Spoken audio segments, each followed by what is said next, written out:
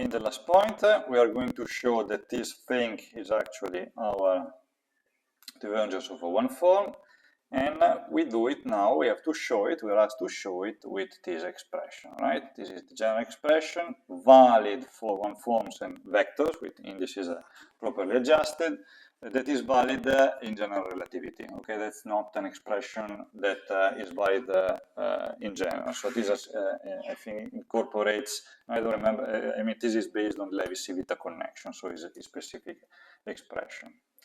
So what we do, again, we follow the instruction and we do what we are told. So we need to compute this guy using this expression. That's it. Okay, so we just go for it. And we know how to compute derivatives, but with the index lowered. So we just apply the metric to lower the index, and then we just apply our expression. Oh, sorry, this is wrong. It should be here. Okay, that's why we are lowering the index here with the metric.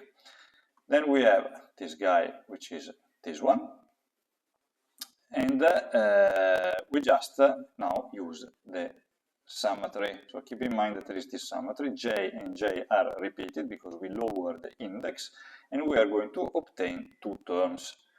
One for 1, 1, and one for 2, 2. That's because there are the only two terms that are non-zero in our inverse of the metric.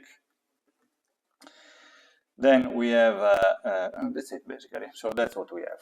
Then what we do, we just replace the determinant of the metric here, here, and here. We plug in the coefficient of the inverse of the metric, and we obtain this expression. That's it, just mere substitution here, nothing more than that. Then what we do, just make the expression a little bit nicer once we applied the derivative. Because remember that we have this derivative that are applied to these two terms, derivative and these two terms. We just apply the derivative, we obtain this expression that is precisely what we had in the previous solution. So we are basically done. So why so much about S2? Why is it relevant? Well, it's a simple example to try out because it's a two-dimensional manifold, but also it's useful because it could be used in systems that have spherical symmetry in manifolds with a larger dimension. Okay, so if we get, for example, M4, so the manifold that we're going to use in general relativity, because it's a four-dimensional space, we can split it in this way. So we are going to have one term for time, so a manifold of dimension 2 that refers to time and the radius, combined to all shells, which are theta and phi.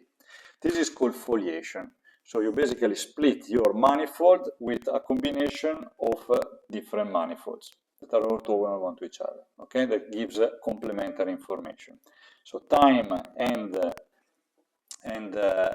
so we are going to have time and radius in M2, and then we have the foliation. So we have the angular components are basically going to fill up the shells in concentric shells, filling up the entire space once we have combined it with M2. Okay, that's called foliation. So we are going to use that for example, in the Schwarzschild solution that's used for example, black hole and in general for spherically symmetric systems, static, where this trick is going to be used. So we are going to exploit basically all what we learn in this exercise also in these, let's say, more realistic and complicated applications.